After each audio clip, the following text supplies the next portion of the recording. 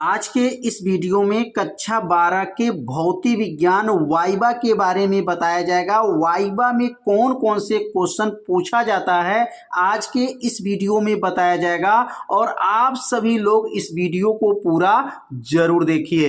तो वाइवा में प्रश्न कौन कौन से पूछे जाएंगे, एक एक प्रश्न को जो है आपको अच्छे से समझाया जाएगा और ऐसे प्रश्न को आप लोग तैयार करके वाइवा देने जरूर जाइएगा। पहला जो क्वेश्चन देख सकते हैं, ओम का नियम क्या है। ये सबसे ज्यादा जो है पूछा जाता है कि ओम का नियम क्या है। तो ओम का नियम आपको याद रखेंगे कि यदि किसी चालक की भौतिक अवस्था में कोई परिवर्तन न हो तो चालक के सिरों पर उत्पन्न विभवांतर उसमें बहने वाली धारा के क्या होता है, अनकर्मानुपाती होता है। अर्थात भी अनकर्मानुपाती आई। भी का मतलब क्या है, चालक के सिरों के बीच का विभवांतर, और आई का मतलब हो गया उसमें बहने वाली धारा के अनकर्मानुपाती होता है।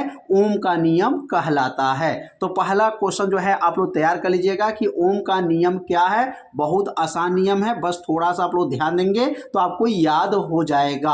अगला क्वेश्चन है, प्रतिरोध की परिभाषा दीजिए। प्रतिरोध किसे कहते हैं, तो ध्यान देंगे। यह भी का नाम क्या है, तो विभवांतर है, और आई का नाम क्या है, धारा है। विभवांतर और धारा के अनुपात को ही क्या कहते हैं, प्रतिरोध कहते हैं। तो कैसे परिभाषा लिखेंगे, किसी चालक का प्रतिरोध उसके सिरों पर उत्पन्न विभवांतर तथा उसमें प्रवाहित धारा के अनुपात को बराबर होता है, प्रतिरोध कहलाएगा। प्रतिरोध को किससे प्रदर्शित करते हैं, तो आर से प्रदर्शित करते हैं। तो प्रतिरोध का सूत्र क्या हो गया, विभवांतर बटा क्या होता है, धारा होता है। इसी से हम लोग परिभाषा बोल सकते हैं, विभवांतर और धारा के अनुपात को प्रतिरोध कहते हैं। अगला क्वेश्चन है, प्रतिरोध का मात्रक क्या है। तो प्रतिरोध का मात्रक क्या होता है, ओम होता है। क्या होता है, प्रतिरोध का मात्रक ओम होता है। अगला क्वेश्चन है, किसी चालक का प्रतिरोध किन किन बातों पर निर्भर करता है। प्रतिरोध किन किन बातों पर निर्भर करता है,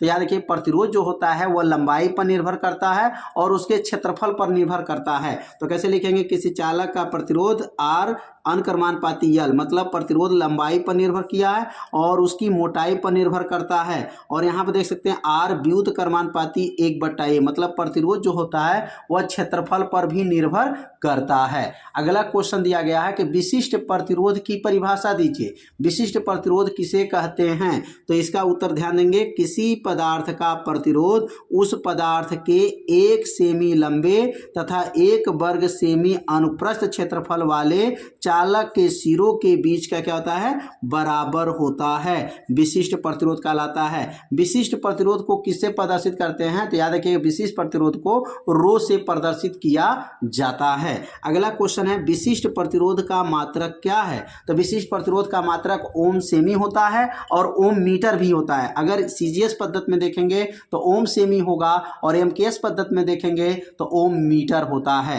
अगला क्वेश्चन है, किस पदार्थ का विशिष्ट प्रतिरोध न्यूनतम होता है। किस पदार्थ का जो विशिष्ट प्रतिरोध होगा वह सबसे कम होता है, तो चांदी का होता है। क्या होता है, चांदी का जो है विशिष्ट प्रतिरोध सबसे कम होता है। अगला प्रश्न है, संबंधक तार तांबे के क्यों होते हैं। अब यहाँ संबंधक तार तांबे का क्यों बनाया जाता है, तो लिखेंगे यहाँ पर तांबे का विशिष्ट प्रतिरोध बहुत कम है, अतः संबंधक तारों का प्रतिरोध परिपथ में लगे प्रतिरोध के तुलना में नगण्य होता है। मतलब जो संबंधक तार जो तांबे का बना होता है तो उसका विशिष्ट जो प्रतिरोध होता है वह बहुत कम होता है, इसलिए जो है संबंधक तार जो है तांबे का होता है। अगला क्वेश्चन है, संबंधक तार तांबे के न होकर चांदी के ले सकते हैं। लिखा जाएगा हाँ, चांदी का संबंधक तारों का प्रतिरोध तांबे के तारों से भी कम होता है, किंतु चांदी अधिक मूल्यवान होता है। मतलब अगर देखा जाए कि जो संबंधक तार होते हैं उस संबंधक तार में अगर तांबे के तार की जगह पर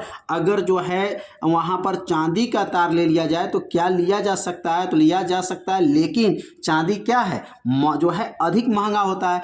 अधिक महंगा होने की वजह से जो है संबंधक तार जो है किसका बनाया जाता है, तांबे का बनाया जाता है। चांदी का भी ही बनाया जाता है, लेकिन महंगा होने की वजह से उसको कम प्रयोग किया जाता है। प्रतिरोध तार कौन सा है और किस धातु का बना होता है? तो प्रतिरोध जो तार होता है वह मैंगानीज धातु का, मैंगानीज का बना होता है। किसका होता है? मैंगानीज का बना होता है। अगला है प्रतिरोध तार जो होता है मैंगानीज को ही क्यों प्रयुक्त किया जाता है? मैंगानीज को ही क्यों प्रयुक्त किया जाता है? तो लिखेंगे यहाँ पर इन मिश्र धातुओं का प्रतिरोध ताप गुणांक कम होता है, अतः धारा प्रवाहित करने पर थोड़ा सा गर्म हो जाने पर भी इनका प्रतिरोध लगभग उतना ही बना रहता है। अगला जो क्वेश्चन दिया गया है, चालक का प्रतिरोध ताप के साथ किस सूत्र के अनुसार बदलता है? जो चालक का प्रतिरोध होता है वह जो है प्रतिरोध ताप किस सूत्र के अनुसार बदलता है? तो जो सूत्र होता है RT अज्ञात प्रतिरोध होता है, R जो नॉट होता है क्वेश्चन में 1 प्लस अल्फा टी होता है। अगर R नॉट का मतलब R इसको 0 भी पढ़ते हैं, इसका मतलब 0 डिग्री सेल्सियस पे प्रतिरोध है और ये T डिग्री सेल्सियस पे प्रतिरोध है, और T का नाम क्या हो जाएगा? यहाँ पर ताप हो जाएगा, और अल्फा का नाम क्या हो जाएगा? अल्फा का नाम है प्रतिरोध ताप गुणांक कहा जाता है। अगला क्वेश्चन है मीटर सेतु किस सिद्धांत पे कार्य करता है? तो मीटर सेतु किस सिद्धांत पे कार्य करेगा? तो याद रखेंगे व्हीटस्टोन सेतु के सिद्धांत पर वह कार्य करता है। व्हीटस्टोन सेतु का क्या सिद्धांत है? व्हीटस्टोन सेतु ने क्या सूत्र बनाए थे? तो याद रखेंगे P/Q बराबर R/S जो है व्हीटस्टोन सेतु साहब ने जो यह सूत्र को बनाए थे। P/Q R/S, P/Q और R/S ये क्या है? ये प्रतिरोध है, चार प्रतिरोध जो है इसमें लगा होता है। अगला जो है व्हीटस्टोन सेतु क्या है? तो व्हीटस्टोन सेतु क्या है कि इसमें चार प्रतिरोधों का एक श्रेणी क्रम जोड़ करके उसके अंदर जो है क्या क्या लगाते हैं? धारा मापी लगा दिया जाता है, बैटरी लगा दिया जाता है, और अज्ञात प्रतिरोध निकालने के लिए जो है आपको फार्मूला बनाया जाता है P/Q R/S, इसका जो है फार्मूला बनता है।